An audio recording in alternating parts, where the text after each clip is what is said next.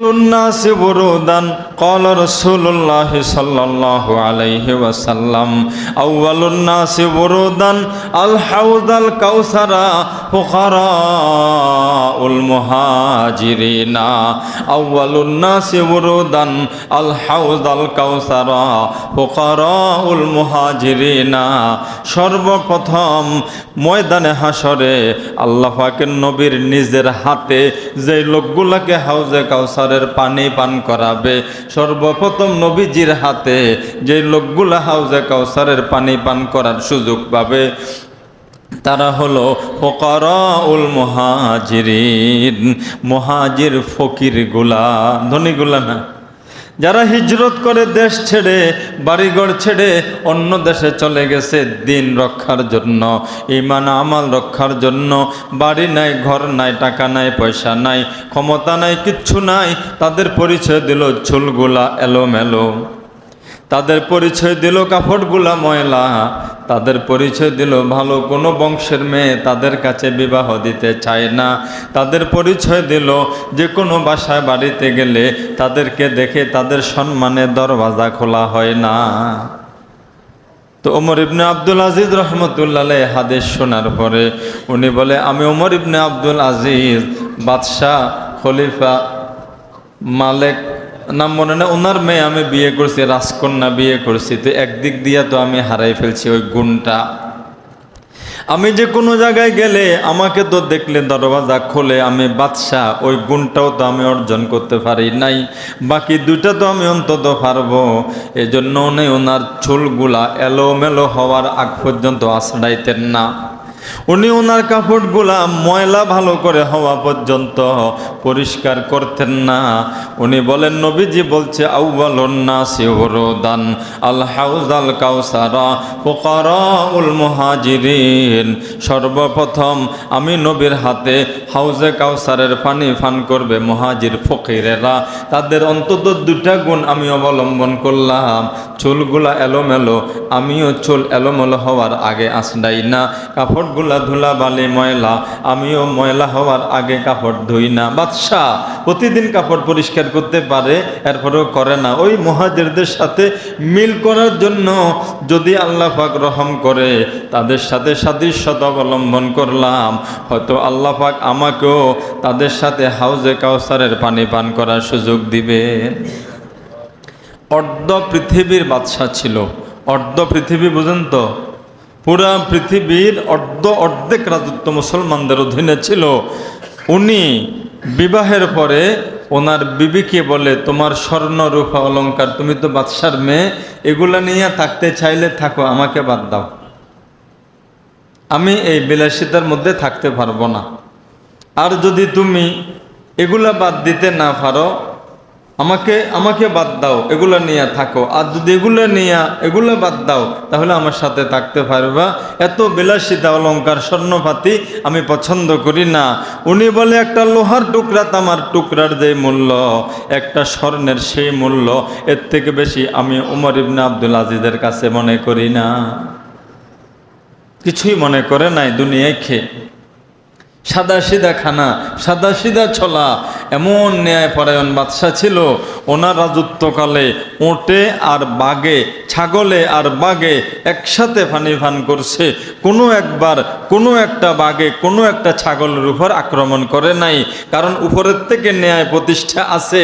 এটার আসর, এটার অ্যাকশন সর্বস্তরে ব্যাপকভাবে হয়ে থাকে, ঠিক নেই বলেন?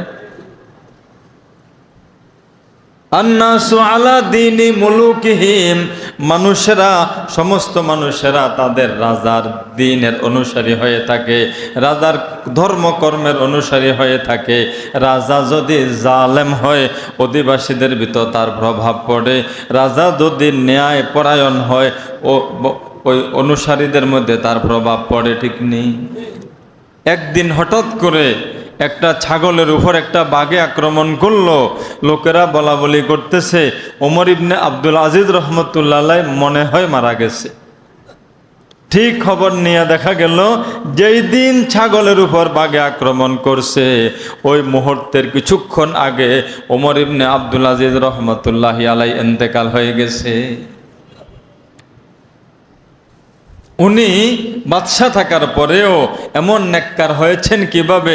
জান্নাতের আলোচনাগুলো শুনতেন, জাহান্নামের আলোচনাগুলো শুনতেন, ময়দানে হাসরের আলোচনাগুলো শুনতেন, ফুলসেরাতের আলোচনাগুলো শুনতেন, মৃত্যুর ভয়াবহ অবস্থা নিয়ে কোরআন হাদিসে আছে এগুলো শুনতেন। আর আমাদের নেতারা, আমাদের দায়িত্বশীলেরা, আমাদের প্রভাবশালীরা, কুটিপতিরা, শিল্পপতিরা এগুলো শুনে না, কোনো দিনের কথা কানে ঢুকে না, অন্তরে বসে না। এজন্য অন্তর নষ্ট হতে হতে নষ্ট হতে হতে জীবনের প্রতিটা কর্ম নষ্ট হয়ে যায়। ঠিক নি বলেন? আয়েশা রাদিয়াল্লাহু তাআলা আনহা বলে, যাকারতুন নারা ফাবাকাইতু, জাহান্নামের কথা স্মরণ হলো সেজন্য কাঁদলাম। ইয়া রাসূলুল্লাহ সাল্লাল্লাহু আলাইহি ওয়াসাল্লাম কাঁদতে কাঁদতে বলো, আল্লাহর প্রিয় রাসূল, ময়দানে হাসরে কঠিন বিপদের সময় আমি যে আপনার বিবি, আমরা যে আপনার আত্মীয় স্বজন আপনজন, আমাদের কথা আপনার মনে থাকবে কিনা, স্মরণ থাকবে কিনা? আল্লাহ পাকের নবী সাল্লাল্লাহু আলাইহি ওয়াসাল্লাম বলে, আবু দাউদ শরীফের হাদিস, আম্মা ফি সালাসাতি মাওয়াদিআ, আম্মা ফি সালাসাতি মাওয়াদিআ ফালা ইয়াযকুরু আহাদুন আহাদা। এরে আয়েশা, 3টা জায়গা এমন আছে কেউ কারো কথা সেখানে মনে রাখতে পারবে না, কারো কথা কেউ স্মরণ করতে পারবে না। একটা হলো ইনদাল মিজান হাত্তা ইয়ালামা আয়াখিফু মিজানুহু আম ইয়াসকুলু, মিজানের পাল্লার সামনে যখন লোকজন অপেক্ষামান থাকবে, আমল নামা ওজন হবে, প্রতিটা মানুষ আমল নামা ওজন করার সময় সামনে দণ্ডায়মান থাকবে।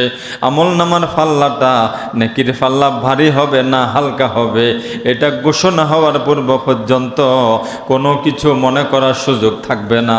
বেচাইন অবস্থা হবে, পেরেশান অবস্থার মধ্যে থাকবে। ইয়া নাফসি, ইয়া নাফসি, হা আমার কি হবে, আমার কি হবে, আফসোস করতে থাকবে। দ্বিতীয় জায়গা হলো ওয়াইন্দাল কিতাবি হিনা ইউকালু হা উমকরাউ কিতাবিয়া হাত্তা ইয়ালামা আইনা ইয়াকাউ কিতাবুহু আফি ইয়ামিনিহি আম ফি শিমালিহি আম আলা যহরিহি। আমার আমল নামাটা কি ডান হাতে দেওয়া হবে নাকি বাম হাতে দেওয়া হবে, নাকি পিঠের পিছন থেকে হাত ছিদ্র করে পিছনে নিয়ে তারপরে দেওয়া হবে?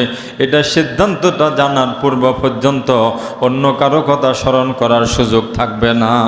3 নম্বর ওয়াইন্দাস সিরাতি ইজা উযিআ বাইনা যহরাই জাহান্নাম, পুলসেরাতটা যেদিন জাহান্নামের উপরে স্থাপন করা হবে, পুলসেরাতটা যেদিন জাহান্নামের উপরে স্থাপন করা হবে, ওই দিন পুলসেরাতের নিচে দাউ দাউ করে জাহান্নামের আগুন জ্বলতে থাকবে, ঘোর অন্ধকার হবে।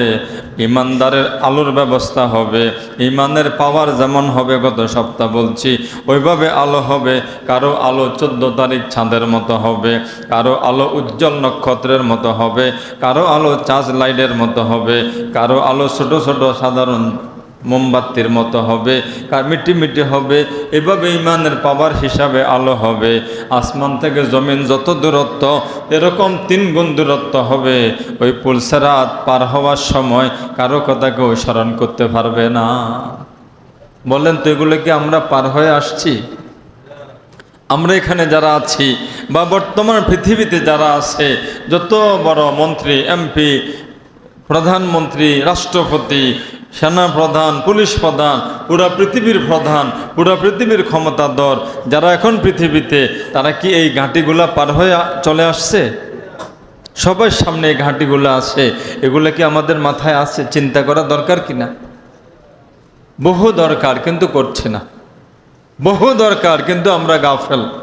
যে আয়াত আপনাদের সামনে পড়ছি, নবী সাল্লাল্লাহু আলাইহি সাল্লাম বলছে, ওয়াত্তাকু ইয়াওমান তুরজাউনা ফীহি ইলাল্লাহ সুম্মা তুওয়াফা কুল্লু নাফসিম মা কাসাবাত ওয়া হুম লা ইউজলামুন। এটা কোরআন শরীফের নাযিলকৃত আয়াতের মধ্যে সর্বশেষ আয়াত। কেউ কেউ বলে আল ইয়াউমা আকমালতু লাকুম দীনাকুম, এটা হলো বিদায় হজের সময়। এটা তো জিলহজ মাসের কথা। আরাফার ময়দানে বিদায় হজের সময় এই আয়াত নাযিল হয়, জিলহজ মাসের 9 তারিখ। কিন্তু যেটা এখন পড়লাম এটা হলো রবিউল আউয়ালের 12 তারিখ উনি এন্তেকালের 20-21 দিন আগে এই আয়াত নাযিল হয়। ওয়াত্তাকু ইয়াওমান, ওই দিনকে ভয় করো, তুরজাউনা ফিহি ইলাল্লাহ, যেদিন তোমরা সবাই আল্লাহর কাছে ফিরে যেতে হবে, আল্লাহর কাছে ফিরে যেতে হবে। সুম্মা তুওয়াফা কুল্লু নাফসিম মা কাসাবাত, অতঃপর প্রত্যেকটা ব্যক্তিকে তার কৃতকর্ম হিসাবে ফল দেওয়া হবে, প্রত্যেকটা ব্যক্তিকে তার কর্ম হিসাবে ফলাফল দেওয়া হবে। ওয়াহুম লা ইউজলামুন, কোনো বান্দার প্রতি কোনো প্রকারের জুলুম করা হবে না, কোনো জুলুম করা হবে না। আপনি নেকামল করছেন, আপনারটা কেটে আরেকজনকে দিবে সিস্টেম হবে না। আপনি নেকামল করেন নাই, আরেকজনেরটা কেটে আপনাকে দিবে সিস্টেম হবে না। আপনি গুনাহ করেন নাই, মিথ্যাভাবে আপনার উপর চাপিয়ে দিবে সিস্টেম হবে না। এ বিচার কে করবেন বলেন? আল্লাহ পাক বলছে ওয়ানাজাউল মাওয়াজিনাল কিসতা লিয়াউমিল কিয়ামাতি ফালা তুজলামু নাফসুন শাইআ ওয়া ইন কানা মিসকালু হাববাতিন মিন খারদালিন আতাইনা বিহা ওয়া কাফা বিনা হাসিবিন। আল্লাহ পাক বলছে ওয়ানাজাউল মাওয়াজিনাল কিসতা, ময়দানে হাশরে আমি ইনসাফের দাড়ির পাল্লা কায়েম করব, সেখানে কোনো জুলুম হবে না। ওয়ানাজাউল মাওয়াজিনাল কিসতা লিয়াউমিল কিয়ামা, কোন দিন? সাথে সাথে বলছেন ফালা তুজলামু নাফসুন শাইআ, সেদিন বিন্দু পরিমাণ কোনো জুলুম কোনো ব্যক্তির উপর করা হবে না। ওয়া ইন কানা মিসকালু হাববাতিন মিন খারদালিন আতাইনা বিহা ওয়া কাফা বিনা হাসিবিন। তোমার আমলের মধ্যে নেক আমল হোক অথবা গুনাহ হোক, নেক আমল হোক অথবা গুনাহ হোক, ভালো কর্ম হোক অথবা মন্দ কর্ম হোক, ওটা যদি সরিষার দানা পরিমাণ হয়, ওটা যদি একটা বালিশ সমানো হয়, ওটা যদি একটা জাররার সমানো হয়, ওইটাও গোপন থাকবে না, ময়দানে হাসরে উপস্থিত করা হবে। ওইটার জন্য তোমার ভালো হলে ভালো ফলাফল পাইবা, মন্দ হলে মন্দ ফলাফল পাইবা। ওয়ালা তুজলামুনা ফাতিলা, সুদ্ধা পরিমাণ কোনো জুলুম করা হবে না। ঘোষণা করেন ওই দিন সব হিসাব হবে। গোপনে কি করলাম, অন্ধকারে কি করলাম, নির্জনে কি করলাম, কোথায় কি করছি, সব আমি ভুলে যেতে পারি, সব ভিডিও সহ উপস্থিত হয়ে যাবে। হাত পাও সাক্ষী দিবে, অঙ্গ প্রত্যঙ্গ সাক্ষী দিবে, মুখে সাক্ষী দিবে, কানে সাক্ষী দিবে, চোখে সাক্ষী দিবে। দস্তে গোয়াদে মঞ্চনি দোজে দিদাম, লব্ব গোয়াদ মঞ্চনি বসিদাম, চশমে গোয়াদ দিদাম সোয়ে হারাম, গোশে গোয়াদ চিদাম সমরুল কালাম।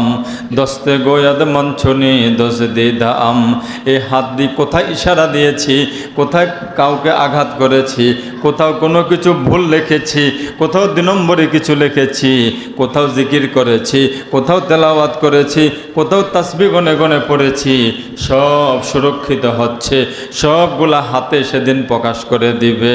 দস্তে গোয়াদ মঞ্চনি দোষ দিদাম, লব্ব গোয়াদ মঞ্চনি বসিদাম, চশমে গোয়াদ দিদাম সোয়ে হারাম, গোশে গোয়াদ চিদাম সমরুল কালাম। কোনো একটা ইয়াউমাইযিন তুরাদুনা লা তাখফা মিনকুম খাফিয়া, আল্লাহ পাক বলছেন সব কিছু আমি আল্লাহ প্রকাশ করে দিব, কোনো একটা কিছু গোপন করার কোনো সুযোগ থাকবে না। থাকবে? ওই দিনকে ভয় করতে বলছেন কোরআন শরীফের সর্বশেষ আয়াতের মধ্যে। কত গুরুত্বপূর্ণ কথা এটা। আপনি আপনার কোনো দোস্তর সাথে অনেক কথা বলে সর্বশেষ কি বলেন? ভাই কোন দিন দেখা হয় জানি না, হায়াত মত বিশ্বাস না, এই কথাটা মনে রাখি, বলেন না? শেষ কথাটা, গুরুত্বপূর্ণ কথাটাকে আগে বললেও শেষে আবার বলেন। কিয়ামতের কথা, ময়দানে হাসরের কথা, পরকালের বিভিন্ন কথা আল্লাহ পাক বারবার বলছেন। সর্বশেষ যে আয়াত নাজেলের পরে আর কোনো আয়াত নাজেল হয় নাই, ওই আয়াতের মধ্যেও কিসের কথা বলছেন? ময়দানে হাসরের কথা, পরকালের কথা বলছেন। এখন আমাদের উচিত পরকালের কথা বেশি বেশি মনে করা না মাঝে মধ্যে। আর যারা একদম মনে করে না তারা তো কি ভুলের মধ্যে আছে।